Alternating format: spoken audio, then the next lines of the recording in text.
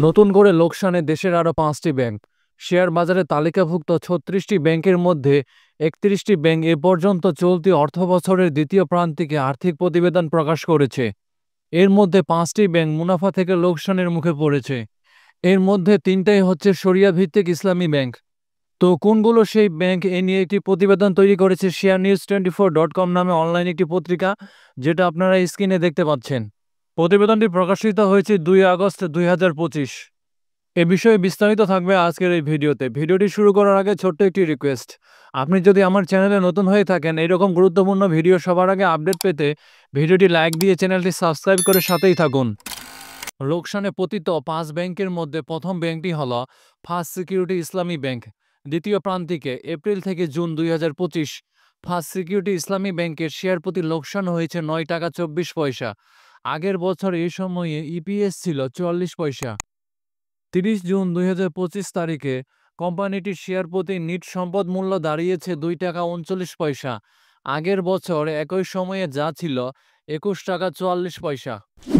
এর পরের স্থানে রয়েছে আইএফআইসি ব্যাংক।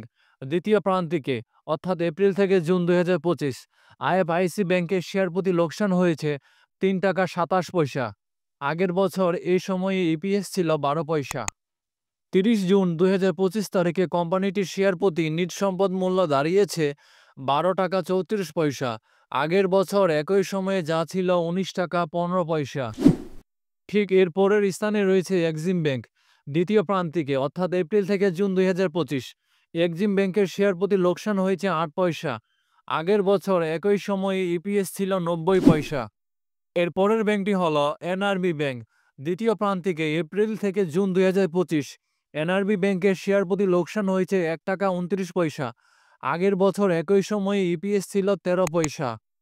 ৩০ জুন ২০২৫ তারিখে কোম্পানিটির শেয়ার প্রতি নিট সম্পদ মূল্য দাঁড়িয়েছে ১১ টাকা ৪৫ পয়সা।